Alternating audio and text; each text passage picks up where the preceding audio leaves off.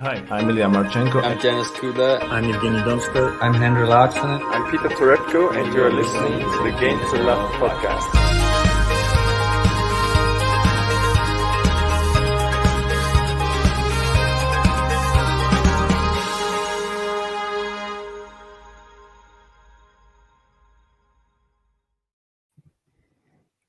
Right, here we are. Game to Love are back, and sorry for keeping everybody waiting for the next available podcast. But I'm now back in the UK and back in my flat, and well, it's just nice to be home. But I've left the nice weather behind, and it's rain and drizzle. UK never fails to disappoint, does it? It's literally been like that the whole time you've been gone, mate. And I think we're going to have a lot more of it by the looks of it. Well, yeah, the weather report doesn't look so great, but luckily all the tennis is indoors right now. So it's not affecting any of the tennis. We're not having any of these French Open delays.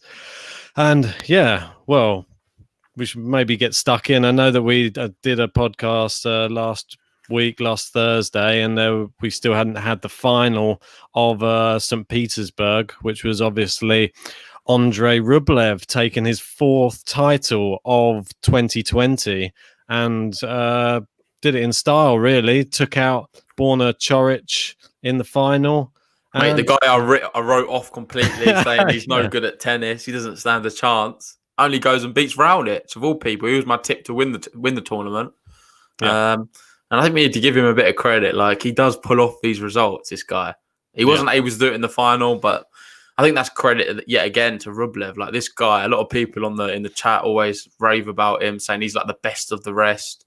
And he does look the real deal in terms of, like, he's a bit of a winner, isn't he? Obviously, winning 4 titles already in 2020. Only Novak Djokovic has won as many this year. I mean, so he's kind of the man to beat, isn't he? Like, he's only young as well. He's going to get better. Do you think he was? People can say his game's a bit one-dimensional. What do you think about that? I think he's getting better all the time, to be honest. He's still obviously very young. I think he was done a favour a little bit from Medvedev going out early in that competition. And obviously, Medvedev beat him straight sets. He's never won a set against Medvedev. So as soon as he went out, it was probably, he was like licking his lips, just thinking, this is now my opportunity. ATP 500 in his home country. Yeah, and did the job and just did it really, really, well, I'd say easily, really. I think he didn't look like he really came up against anyone too tough that caused him too many problems. I think Raonic was the man who could have, but he was just so disappointing. Like, obviously, I don't want to be too harsh. He got to the semi-finals, didn't he? And he played Borna Coric. Yeah. I watched that match. Obviously, I'd invested interest in it, knowing the fact that he was the guy I tipped to win it. So I thought, I'll watch it. Let's see how he gets on. Indeed. And the quality was just poor from both players. Like, obviously, maybe I'm a bit butthurt because Raonic lost. But for me, I just didn't think that neither player played particularly good tennis.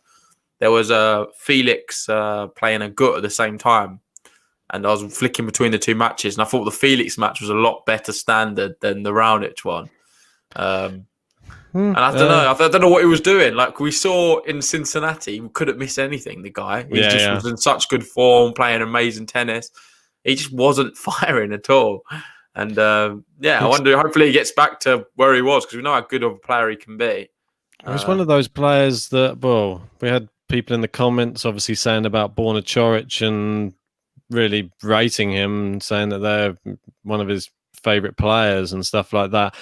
He obviously took out Riley Opelka pretty early in the tournament and straight sets. And I thought that was going to be problems for Raonic, the fact that he took out such a big server in the last round. And it proved to be. He seemed to handle Raonic pretty well. He lost the first set, obviously 6-1.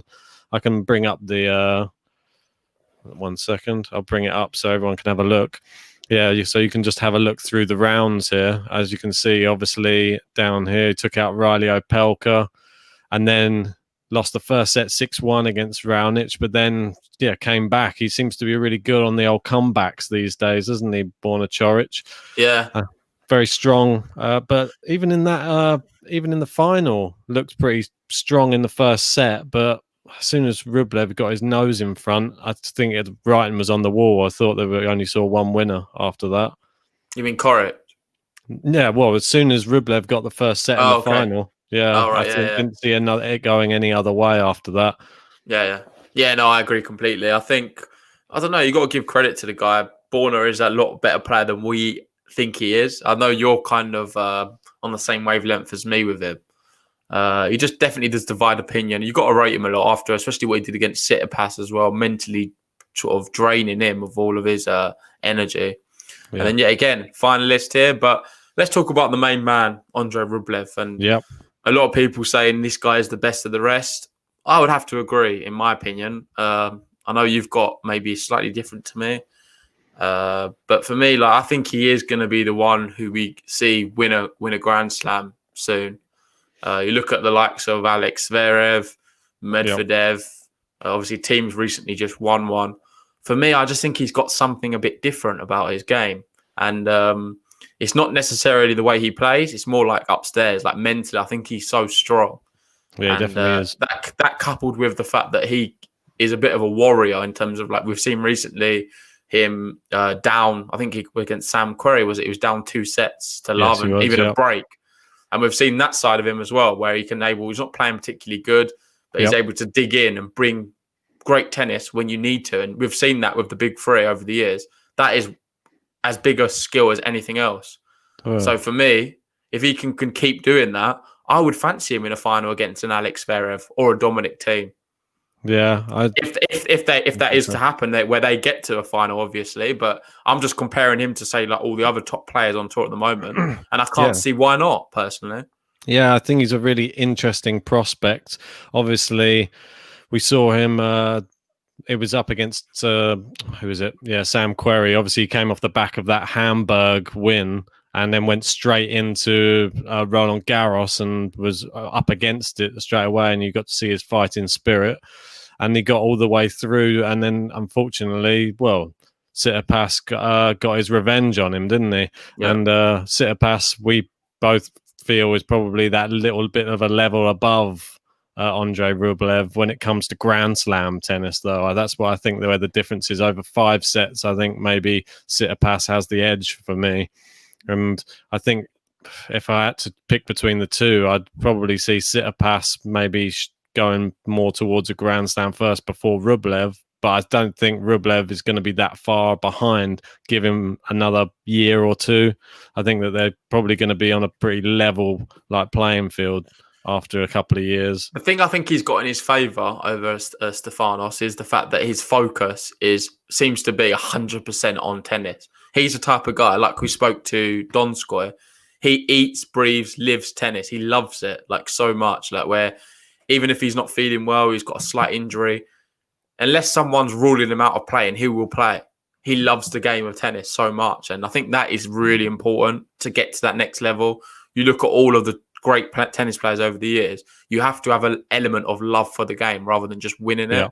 And there's been a lot of players come out and say they don't particularly like playing tennis. They do it purely to make money. We've had Bublik and a few other different players saying the same thing. So I think it's refreshing that he's someone who generally loves the sport. He dedicates his whole life to the sport. And I think he's going to be rewarded for that. Like we've seen with Dominic Thiem, someone else who does a very similar mindset of dedicating his whole life to the sport. And we've seen recently he's been able to win a Grand Slam. So for me, it takes a lot more than just ability. And he's someone who's dedicated so much. And I think you're going to see the rewards of that. Yeah, you definitely do reap the rewards if you just give it your all.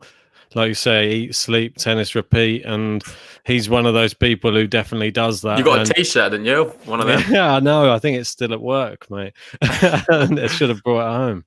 But he's just one of those players that encompasses all of that. He just looks like he's the type of player who just wakes up in the morning and all he wants to do is play tennis. And we did a poll on our channel just to see what their opinion was of Andrey Rublev and see where he thought he was going to be and how close to winning a slam do you think he's going to be. And we had about 110 people voted, and we had next year maybe, I think it was only 8% of people. Get the results up on screen. It'd be good to have a look. Let me see if I can if you can. drag it over. 1 second. Yeah, while you're doing that, John was saying Coric has stagnated and not improved. That's the difference. And you'd have to agree with him. Like, he's just someone who's been around for a while, it seems. Has he really pushed it to that next level? Are we going to see him winning a Grand Slam, a Masters 1000, even a top ATP 500? Well, he come close, so potentially, but I don't see him winning them that top echelon of events. He's just not personally good enough.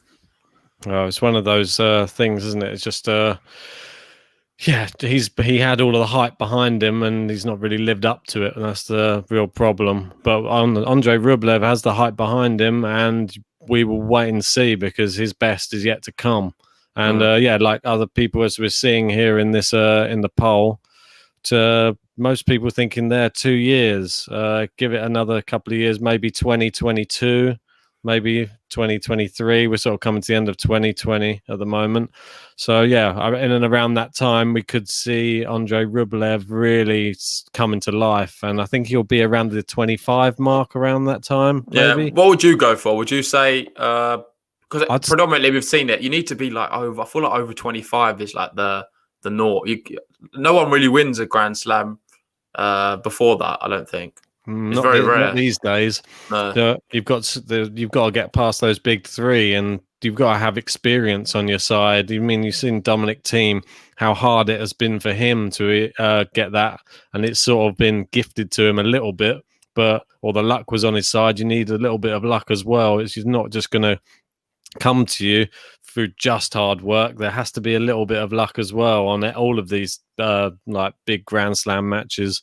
So I think Rublev's got all the ability. I think it's fair. I think maybe 2 years, 3 years, and then we could see Andrey Rublev taking, I would say, probably US Open. I reckon that's the type of thing. Either that or I don't see him taking... I think an Australian. I think he's going to take an Australian. I'm going to ruin your poll together, Ben. I know you took some time doing it. I reckon it's going to be 4 years. There's no option for 4. Oh, no.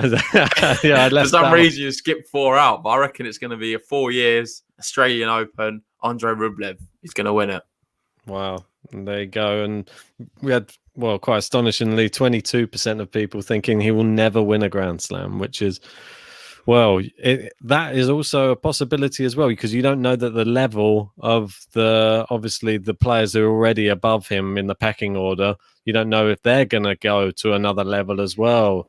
So it's interesting. You don't know if someone like Shapovalov's going to come to life, because everybody's like on that hype train as well. And he's one of the players you definitely want to watch in this type of event. Obviously, he played Andrey Rublev in this event, and it was a really close match. I was watching that match, and I thought that Shapovalov, after he took the first set, he looked so good. And credit to Rublev. Mate, it was a higher quality match, that one. But for me, one thing what Rublev needs to improve on, if he's able to win these events, is his net play. And John agreed with me as well. He said the similar thing. Yeah. His net game is not quite good enough, in my opinion. Don't get me wrong. He's very good at the net. He can improve a lot, I think, that side of his game. And if he sort of works on that, I think, mate, he could be formidable. Yeah. Imagine if you start seeing Rublev mixing it up with a few drop shots, more slices, not just all this heavy hitting forehands and backhands, and sort of mixed up his game a little bit, because he's so consistent. That forehand is one of the most consistent on tour. It's pretty lethal as well. But for me, I think he needs to just add a little bit more variety to his game. I know. And I think then he'll be there. And that's why I think he will win a slam in the next few years. Yeah, if he adds that to his game, it's definitely going to bring him up another level. He predominantly just loves to stay at the baseline, doesn't he? And just keep on hitting the big rallies and trying to hit big winners. But you've seen with the top players that can only get you so far. And the very best players, they're such good all-rounders, and you've seen like someone like Roger Federer at the net, he's like incredible. Yeah. So to get to that real top level status, you really need to have all facets of the game covered, and he will get found out otherwise, and there'll be other people that will bring him into the net just to expose him. And it's just one of those. Like, obviously, if he comes up against someone like Djokovic, he's obviously going to be playing a lot of drop shots, and he's going to find himself at the net and probably with not the tools to be able to deal with the lobs or the passing shots. So, yeah. But moving on, I think a really good comparison to talk about actually is Felix. He's someone for me, and this is not talking about what you were just saying about your analysis of him at the net. I'm just talking about someone who's been another young player who's reached a lot of finals. I don't know the exact number, but I think in the last few, I don't forget the statistic. He's not basically won a set in a final yet. It's a bit hard on him because he's always playing these top players. I think he's played Zverev recently. So let's go over to that, obviously, because Zverev is the other winner in Cologne. And he played Felix in the final. But Felix is another one who keeps getting to these finals, but he can't seem to get it over the line. And this time he's playing Zverev. He's probably the best one he's played in the final. I don't know. Maybe he played Djokovic, I think. Or I think he's played a Monfils as well. I don't have the full list to hand, to be fair. But he's played a lot of top players, and he just seems to struggle to sort of get it over the line. And you can argue the fact that he's young, he's learning, but there will come a point where that's not good enough. And you need to be able to beat who's in front of you, because all the rounds before, at times he can blow most players away. When he gets to the final, he just can't seem to do it. Oh, yeah, exactly. I mean, we saw, obviously, in that semi-final, he took out Bautista Agut, like you mentioned earlier, and that was really impressive. Obviously, Bautista Agut, he was my pick for the tournament, and Felix, he does it all the way up until the final. Then he hits the final, and then it's just not his top game, and there's an element of bottling, and like you say, not being able to win a set again. But it is Zverev, and it is in Germany, so he's got all of the stuff against him. Maybe his first title will come in Canada. Maybe he needs some sort of home crowd behind him. Maybe he needs something just to help him get it over the line. Because at the moment, he just keeps coming a cropper against everybody else, and he's got one of the most potential out of everybody on tour. So he's up there with them. I'm trying to look now. I just want to look at the players he's played in the finals, because I've seen here that after the loss, he was like, this one's really tough to accept, but I'll try again. He's very positive about the fact that he's not going to let it defeat him. He's going to keep coming back for more. But it must be really hard to know that every time you get to a final, you're going to end up losing one. Well, he probably doesn't hopefully think of it that way. Hopefully he thinks that this time's the time. But it's playing in his mind, isn't it? Like, he's going into all these finals thinking, oh, well, last time I got here, I lost again. I think, mate, it's a crazy number. It's like 7 finals or something he's lost. Yeah, it's racking him up, and the longer it goes, the more difficult it becomes, and it starts it's like something on your back. You're thinking, oh, gosh, I can't seem to... Everyone's going to be talking about the fact that I've lost another final. And hopefully he can keep this positive mindset, what he does seem to have. He's so mature as well for his age, isn't he? Like, he comes across really well in interviews, and even the way he handles himself on court. So I think, I think he should be having a win very soon. Surely, he's good enough, isn't he? He's by far good enough, and he just keeps meeting some players who are in amazing form. Obviously, Zverev, we've seen he got to the US Open final, didn't do as well at the French Open, but he did come up against Yannick Sinner, who is in incredible form. But on hard court, Zverev is up there with some of the best in the world, and especially playing at home in Germany, it's going to be tough to wrestle that title off of him. And he's obviously playing again. They've got another tournament playing the week after in the same place. It's Cologne too, isn't it? Yeah, Cologne Part 2 or 2 or whatever it is. Yeah, the second part of Cologne. So, yeah, I think... Mate, isn't Zverev in that one as well? Yeah, he's in it. Yeah, he's probably going to win that as well, I think. I haven't had a bit of a bumpy ride today, though. He came up against John Millman and lost the second set, I believe. But, yeah, came through against the mailman. So... there's something I want to talk about that, actually. Because for me, Zverev, what he needs to do, on his day, he can beat anyone. He's a really good player. But if he wants to go to that next step and win Grand Slams, granted, I can say he's quite unlucky because he lost in a tie-break not that long ago in US Open in the final. But I think what he needs to do is... it's just escaped my head, mate. What I was going to say. What does he need to do? Come on. It's completely gone for me what I was going to say. No worries. I just noticed that we've got a couple of the regulars joined us in the chat. We got Mr. World Lamb is in there. Nice to see you, mate. And we got Hirsch. He's saying watching from Iraq. Love you guys. We love having you here as well, mate? Hirsch. What I was going to say, mate, is this. Go on. He can't let his level drop. That's what I wanted to say. So basically, what he does, we've seen it so many times. He'll come out storming. I think he bageled him, didn't he, in the first set? Who's that? Zverev. He bageled who? You talking about Millman?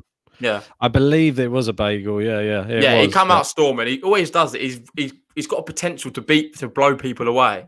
But then the next set, his intensity drops off too much, and he ends up dropping sets. And if you do that against big players, it gives them more of a chance to get into the match. He needs to keep his concentration throughout a full match. He doesn't seem to be able to do that. I don't know what it is. It's always been his downfall. He can't concentrate a whole entirety of a match. And when he gets to 5 sets, that's even harder because there's more sets to be concentrating for. Yeah, definitely. He's definitely got a lot of work to go on. A lot to work on in the mental side of the game, as has probably Tsitsipas as well. They both sort of struggle a little bit with that side of the game. Zverev, well, he can't say he didn't do well at the US Open. He managed to scrape his way through the semis and get himself to a final. Yeah, but it wasn't, like you say, like you've just said, he scraped through it. He needs to be a little bit more impressive in the fact that he's able to maintain his level throughout an entirety of a match. When have you seen Zverev play consistent tennis a whole match? Well, this is why I'm always saying about... It doesn't happen, does it? He doesn't do it for a whole match. This is He'll why do it in spells of a match, but not the whole match. I've got my reservations about Zverev just due to this, and just there just seems to be a bit lackadaisical nature about the way he performs. He can one day he'll be like a world beater and he'll take out someone like a Rafa or Roger or Djokovic, but then the next day he's like losing sets to like Millman, and like you don't know which Zverev. I think anyone inside the top 100 can beat Zverev. We saw he lost to Murray, didn't he? Purely because of the fact that he can not concentrate he can take a set off too often or a few games off where he's not quite there at the races, and it gives the other player a lot more confidence to get into the match. When he's playing his top game, he is at times unbeatable. He is a proper legend, mate. He's a really good tennis player. And if you look at just that level, you'd think, oh, he's going to be winning a slam soon. For sure.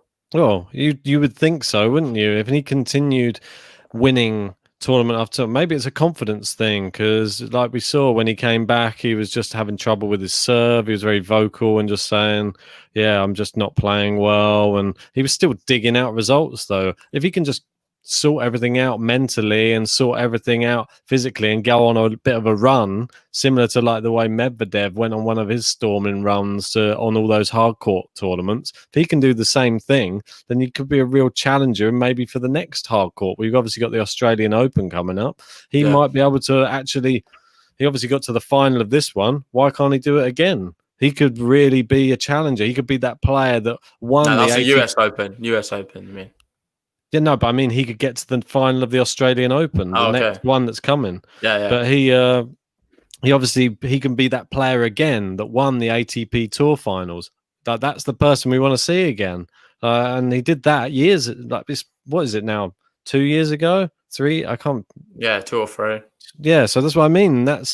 He should be better now. He should be even more of a world beater. He should be where Tsitsipas is now, or maybe he should be where Dominic Thiem is now. But Dominic Thiem, you've seen maybe it's off the court. Dominic Thiem is not out enjoying himself. Maybe Dominic Thiem is just tennis, and Zverev isn't so much like that. And that's, you sort of see the difference on the court. And people like Rublev, he's won 4 titles. There wasn't much difference though, mate, between them in the final. That's why I think that it's a small margin. He just needs to concentrate and keep his game a little bit more consistent. He needs to keep his game more consistent throughout a match. That's the main thing he needs to do. Do you think he has more ability, though? He probably has a bigger serve than Dominic Thiem. He has a bigger weapon. He's definitely got a bigger serve. I don't know if he's got more weapons. I think Dominic Thiem hits the ball so well. he can get more free points though, surely. And if he just tightened up the rest of his game, his service game should surely be like easy. Yeah. If he can just win all his service games, and then all he has to do is just focus on his return games. Mate, you make tennis sound so easy. I'm surprised you've not taken it up at a pro level yet. It's only a game, isn't it? It's easy. Get over the net. Yeah, that's it. Just stab it back, isn't it? Just get it back over. One thing you did touch on a second ago was obviously the O2 London finals. Obviously the top 8 players. And that is getting super interesting too. I'm pretty sure we're going to be having it soon. I'm not seeing anything about cancellations or anything. Yeah. And that final spot, I think it's final 1 or final 2 spots, is super interesting. You've got, I think, Rublev and Schwartzman battling it out for one spot. Which, I'm not sure. I think Schwartzman's slightly in front in the race. But Rublev has a brilliant chance still. You'd fancy still Rublev to maybe take it, I think. The way that he's a bit more consistent, seems to be entering so many events. And there's not many more clay court tournaments left, so it's only going to favour, in my opinion, Rublev.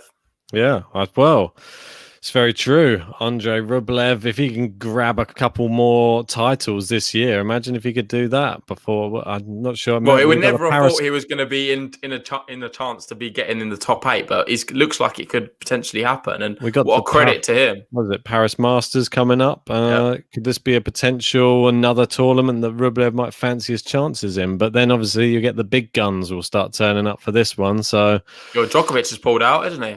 Yeah, but Rafa hasn't. So yeah, Rafa's going to be there. And that's one where Rafa's not won before, I believe. So that makes it a lot more interesting. I think for Rafael Nadal to have the golden, like the Masters where he wins all of them, he needs to win Miami, I believe, and obviously this one, the Paris one.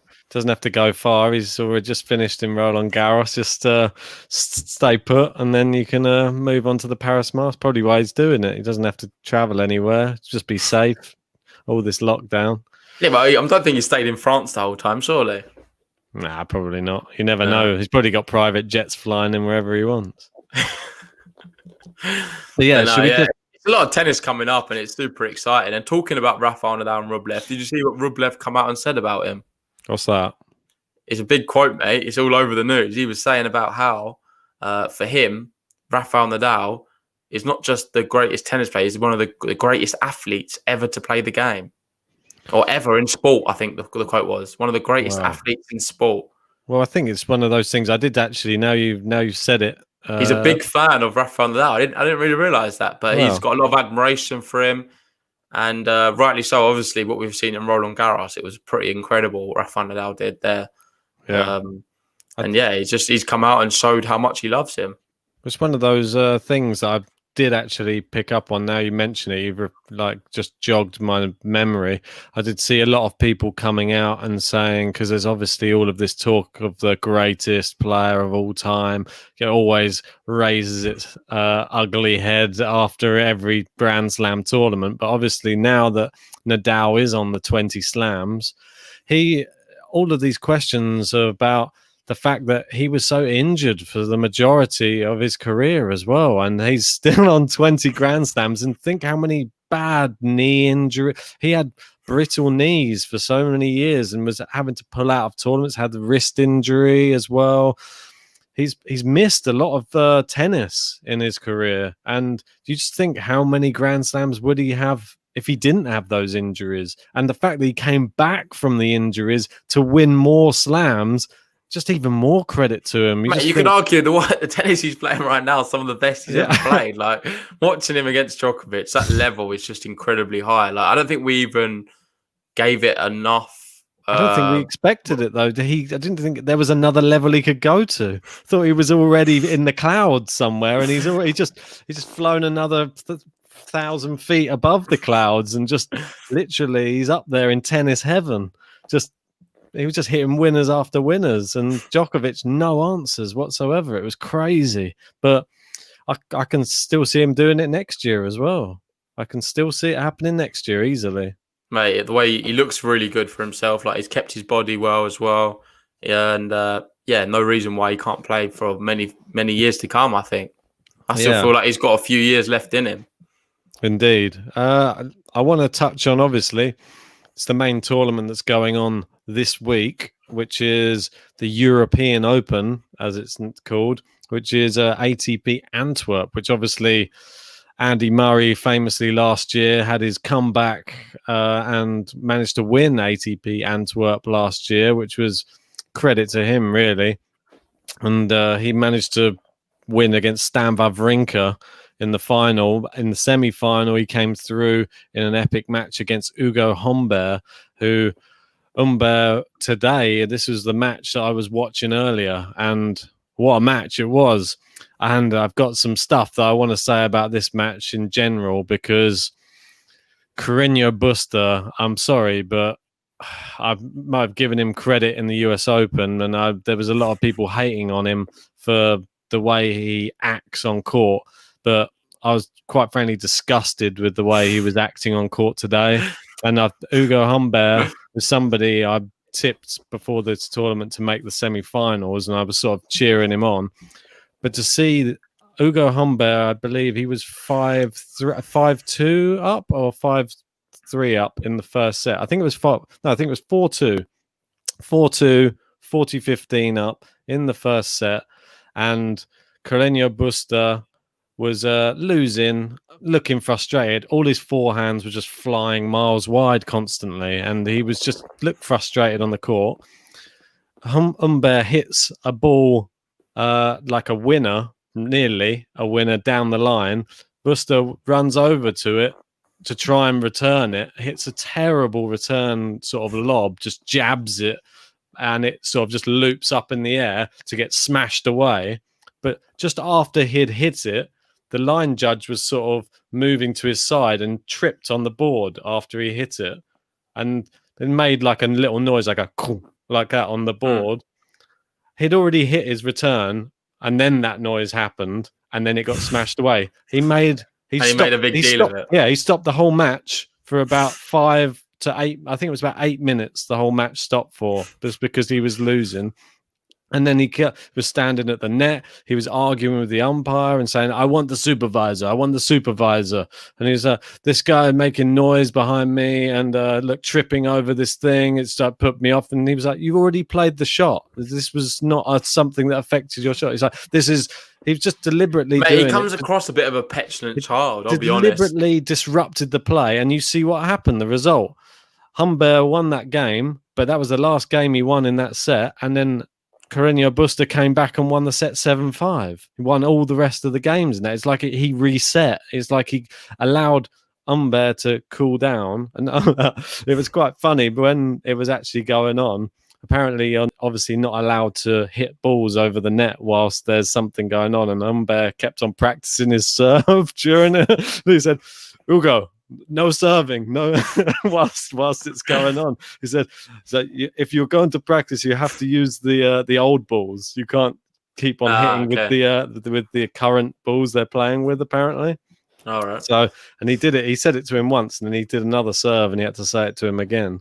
But Carreño Busta's actions there, I think he got his just desserts. And Humbert's play in the next 2 sets, he looked incredible, and he was hitting some amazing winners. Right? Thursday, mate, I brought him up. Hugo Humbert. He's like a hidden gem people don't talk about. A young player as well, super exciting. And I think he's got the whole game. Like he does. His game has progressed so much in a short space of maybe like a year. Like all before COVID, like the latter part of 2019, he was a good player. I just feel like this year, like he's just come back a lot better. Yeah, he looks really formidable right now, and the way he's progressing at such a fast rate, mate. If he keeps going at this rate, he'll be a top 20 player soon. Yeah, I mean, this is why I tipped him to make the semi-finals for this one. I just thought I wouldn't be surprised if he won it.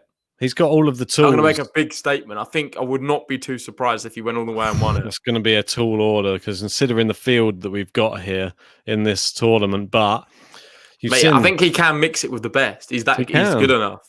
And this isn't like another player. Another player I think that's going to make this might be a little bit controversial, but Alex de Minaur, who's playing right this second. He's another player that I tipped for the semi-finals as well. Dimitrov is another person I think he'll make the semi-finals as well. But they've Yeah, got tough Dimitrov matches. could go all the way. To be fair, He's got he's my pick to win the tournament. Who I he's had got before. Raonic next, I believe. Yeah, I think he'll beat Raonic. The way I saw Raonic play Yeah. against Coric, he just looked like a bit of a shadow of himself, or like he wasn't playing his best tennis right now. Granted, he got through Bedeni today, but looking at the score, it looked quite tight. So for me, I still think Dimitrov will beat him. Yeah.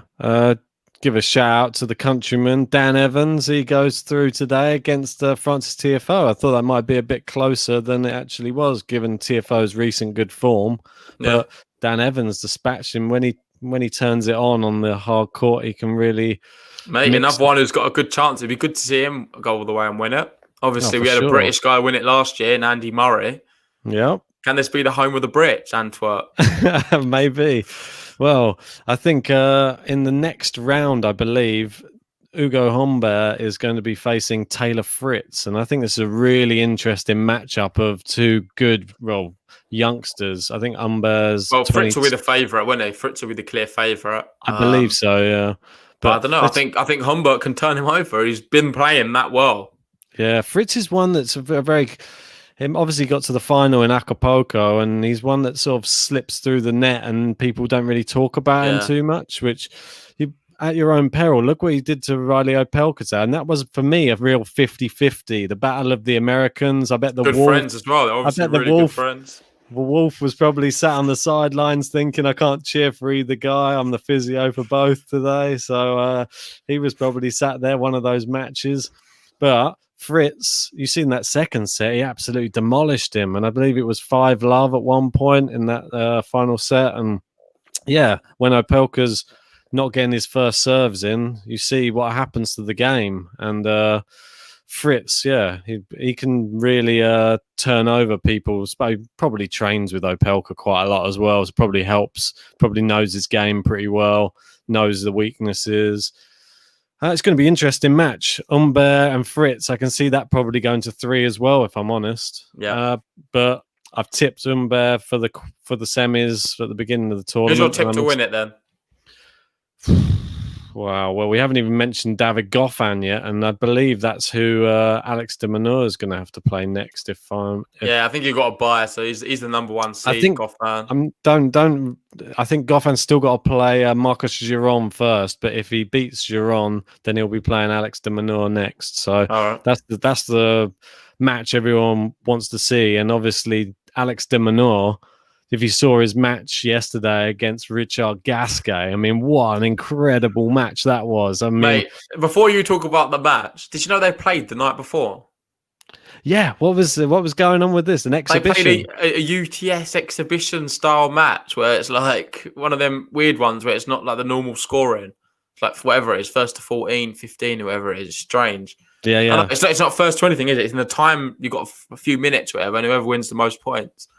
But yeah, they was doing that the night before, and then they played the next day. I've never seen something like that in my life. Yeah, an exhibition match before they play. Yeah, I didn't quite understand why they would be doing that, but I guess each to their own, isn't it? If that's the way that you want to warm up for your matches, then so be it. But, yeah. Also, we've got Jackie here. How are we doing? If you want to listen about the Rublev stuff, we're not going to talk about him again. So just wind back to the beginning of the video. We've done quite a bit on Rublev so far. Yeah, I think we've exhausted Andrey Rublev. Lamb saying he wants to see the Wolf back on the podcast. yeah, maybe we can convince him to come back on again. Yeah, I just wanted to speak about this match, though, because this was quite an incredible match. Possibly the tie of, the first round or the round of 32.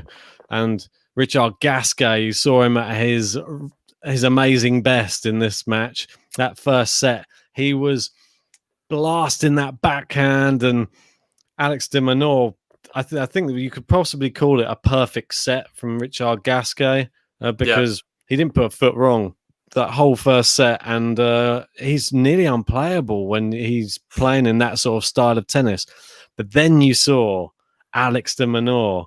He came back in that second set. It was a breakdown in the second set, and I've not seen somebody for some time run like around the court like this guy. And he was going every inch of the court, and that was what won him this match. He was getting pushed to the corner. He fought hard, didn't he? Then there was a drop shot. He was sprinting to the net, and some of them you're like, I don't even think he was going to get there. Then he gets to the net, hits a winner. And I don't know. I was just shocked. So I just didn't think people could move this fast around the court. But mate, he's called the Demon for a reason. He gets around. That's why I think he's going to make it to the semi-final. He possibly has a chance of winning this tournament as well, I think, Alex de Minaur, because in that type of form and that type of fighting spirit, you're going to need it, because if you're going to come up against David Goffin in his hometown, that's going to be really tough. It's a David Goffin, mate. He's not been pulling together many sets, though. No, exactly. This guy's in the worst form I've ever seen him in. But still, he's still the number one seed. He's still in his hometown. You fancy him to do pretty well, regardless, I think. I think form goes out the window when he's playing in Antwerp. Yeah, I think so. But let's see how he plays against Marcus Giron first, and then we can sort of gauge how we think the next match is going to go. But Alex de Minaur there's nothing he could have done in that first set. It was just the Gasquet show. And when he finally got into that second set, it was just incredible. And when you see people like that, like getting around the court, you just think, what athletes are these people on the court? He was one of probably the best people at sliding on hard court as well, Alex de Minaur. He's really perfected it so well. He was using that to his advantage so much in that second set, and probably won him the match. That movement and ability and that killer instinct when he gets to the ball, he knows what he's going to do with it as soon as he gets there and he hits the winners. So, amazing and well done to him, and can't wait to see a match if he gets to play David Goffin. So, we've got Jaggers back in the comments there. I'm seeing the biggest Zverev fan going to win Cologne 2. Has a very, very... Mate, Jagger, what I want to ask you is, with Zverev, why can't he keep his focus for a whole match? Why do we only see it in spells? He's so good, but he just can't play consistently for a whole match, it seems. Yeah. Come on. But anyway, Ben, have we done all of that? Or should we do... We've not done the last Cologne, have we not? We didn't touch on all of the results, but we were sort of looking through, obviously, Zverev versus Millman. We can have a look at some of the other results from Cologne as well. We've sort of jumped around a little bit on this one, just based upon who we were talking about. But then we'll wrap it up there. But before we do that, I'm going to give my Antwerp one. I'm still going to stick with Dimitrov for me. I think Ugo Umba has got a good chance. I know there's some really good players in this tournament, but for me, I just think, I don't know, I think Dimitrov's going to do it. It's a very good bet, to be honest. I think Dimitrov is pretty solid, and if he brings his top game, it's going to be hard to beat him. For me, it's really tough to pick. I haven't seen David Goffin play yet, but I could see maybe Alex de Minaur taking this. I might go for Alex de Minaur for the tournament, just based upon that Gasquet match and the way he's playing at the moment. He's obviously up a break in the second set against Feliciano Lopez right now. Thought that could be a potential banana skin for him, because Lopez did pretty well in his first round match, won that in straight sets against Tommy Paul, I believe. And we'll move over to Cologne.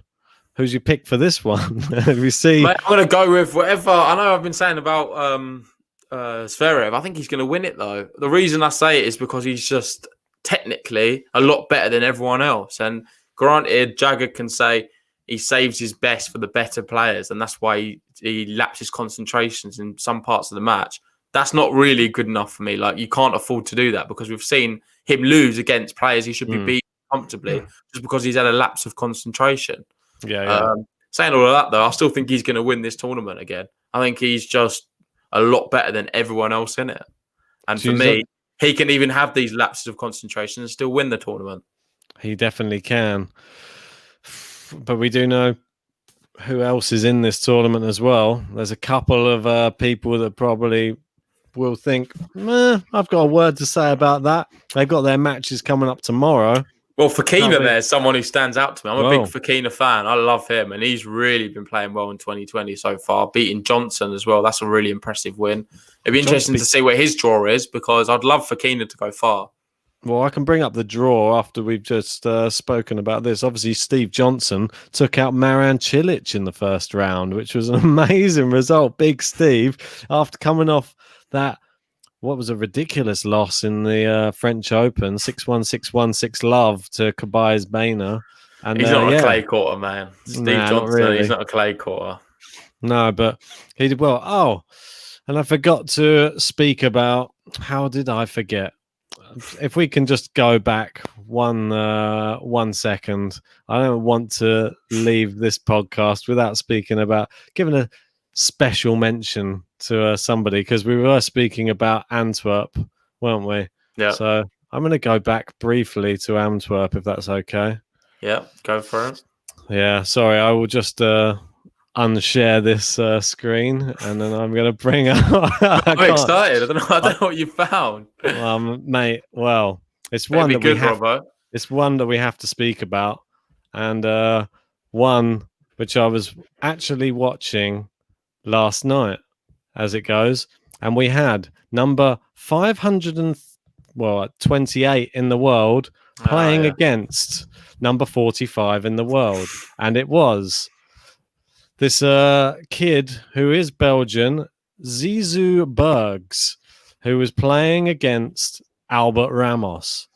And I'm sorry, but Albert Ramos, what are you doing?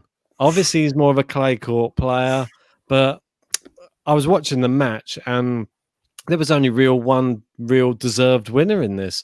Bergs had the fans there all cheering him on, and he's had family, friends there. They were all super pumped for it. But Ramos, I don't know what he was up to. This is a match he could have really easily won. He lost the first set, fair enough. It was a good play from Bergs, but he had Bergs exactly where he wanted him. In the second set, he has 2 set points. He was 5-3 up, and then 2 set points, and just wasted them. And I don't know what was going on, but as soon as he wasted them, it all just went completely downhill. And as you can see, he lost 7-5 in that second set, and saved 2 match points as well before that. Well, yeah, he saved 2 match points, and you're thinking, can he really do anything? But he wasn't hitting any winners really at all. It was just getting it back, and Berg was the one that was going for it the whole time. He was obviously this young kid. He's about 21, I believe. He was just driven on by the family and friends there, and yeah. Great stuff for him. I mean, it's his first ATP win on the main draw, so it's impressive for him. Fair play. But one thing about Ramos Vinolas is he gifts people these. I think. Obviously, so. Carlos Alcaraz. Alcaraz, his first win on the ATP main draw was against Ramos as well. I know. He's getting a bit of a reputation for gifting people a career. These youngsters. He loves it. He loves an up-and-coming youngster playing, mate. He'll hand him a win every time. What's he up to? I think he's a nice guy. That's all he is. He's just handing people a win. And what do you think Berg's chances in the next round? He's playing Karen Khachanov in the next round. Nah, he's not. I don't think he's got a chance. I'll have to watch him, to be fair. I've not watched much of him. I have seen him before, actually. I don't know how I have, but I watch a lot of probably from the ITFs or something. But for me, I don't have to give him a chance against Khachanov. We know he's an elite player. I didn't give him much chance against Ramos Vinolas, but yeah, exactly. So the fact that he gifted Alcaraz one, I thought maybe he could have that in him as well. Yeah, we were sort of, it's true. You just don't know which Ramos is going to turn up. Obviously, Alcaraz's win was probably a little bit more style points. It's on clay as well, don't forget, and that's Ramos's. No, but not at the time, mate. At the time, it wasn't. Well, Ramos has always been a clay court. He's Spanish, isn't he? No. What I'm saying is, at the time, it wasn't like. Wait, was you saying that Alcaraz you'd kind of expect him to be able to beat him? You would do now, No, I but thought it not was then. more impressive. I'd say it was Oh, more right, impressive it's that more he beat him on. Yeah, agreed. Yeah, for sure. Like, because he beat him on his own surface. Because I think when it happened, he was like with the bookies, he was like at 4s or something, mate. He wasn't like he was a proper outsider. But yeah, sorry to go off topic. I know we're talking about Cologne and Germany, but it just shot into my mind that I was so like shocked by his performance and throwing away set points against this youngster that I just it just came to my mind again. That was one of the things I was just had to speak about Ramos there. Mate, to be fair, we spoke about Cologne now anyway. I've given my pick. I'm going for Zverev. Do you have your pick? That's why I wanted to just bring up this, because we know we got these matches tomorrow and it might sway your decision elsewhere, because we do have Yannick Sinner's up against Herbert tomorrow, and this is another player. He obviously just beat Zverev. I might have been on clay, but he's the future, really. The Italian stallion, the ginger Italian. You never know what to expect other than great things, I think, from Yannick Sinner, and then Denis Shapovalov and Diego Schwartzman. So you've got some real top players in this one. I'm thinking Shapovalov's going to probably make the semi-finals in this one. Not sure if he's going to go all the way to the final or not. Mate, I must admit, I didn't realise the field was that stacked. Yeah, it's stacked, I think you knew that as well by my reaction to say Zverev, because Schwartzman, he's a bit of a beast. But I'm going to stick with my gut. I'm going to say Zverev still. Would you like me to bring up the reason I say that is I think Jules Simon's going to beat Shapovalov, mate. Jules Simon's going to pull off one of his wonders. You never know, do you? You just never know with Jules Simon. I mean, let me bring up the draw, and then you can really have an actual look at who you think is going to do what, because I think it's only fair to see the whole playing field before making your decision. So, obviously, we have at the moment going on, we got Felix Gerasimov, which is going on down the bottom here. And this is the bottom of the draw at the moment. Then he's going to be... Well, that's not the complete bottom. We've got Davidovich Fokina. He could be... I think we're going to safely say it's going to be Diego Schwartzman going through to face him. And he could be potentially coming up against... And you would think Felix in this one, but... I don't know, but Gerasimov looks like he's playing really well right now. It's pretty level at the moment, I believe, in that third set. I think Felix is up a break, but there's 2 break points for Gerasimov at the moment, so this could go either way. I'm expecting Schwartzman to probably come through here and probably make the semi-finals. Who's he going to be playing, though? I Sinner. Yeah, but I don't think he's in the same... Is he in the same side? Sinner's just there on the left. You just went past him. Did I really? I think he's up, mate. No, I think that's... Yeah, he's up. Yeah, it's in the top half. There. Oh, okay. The top half, mate. Yeah. So he's in the half with Zverev. So he could have to have a Sinner Zverev semi-final potentially. I think he'll beat him this time, though. I don't know. That's what I'm saying. I think Zverev's going to still go off and win it, mate. Shapovalov's going out to Jules Simon. I'm calling that now. Jules Simon's going to pull off a wonder class. I just know it's going to happen. I can just see it happening, mate. Chapo Sinner, I think we're hoping for in the quarters, and then mate, Jules Simon, I'm telling you, he's going to be there. Come on, I don't give Chapo a chance. Jules Simon's going to do it. Stop it. Yeah, and then Chapo Sinner, I'm going to go with, and then out of that one, it's anyone's pick. Probably Chapo, I'd say though, and then you could have Chapo Zverev and Schwartzman versus. Could be either Felix or Gerasimov. I'd say they'll be the strongest ones out of those 4 there. So you probably could see Schwartzman in the final there.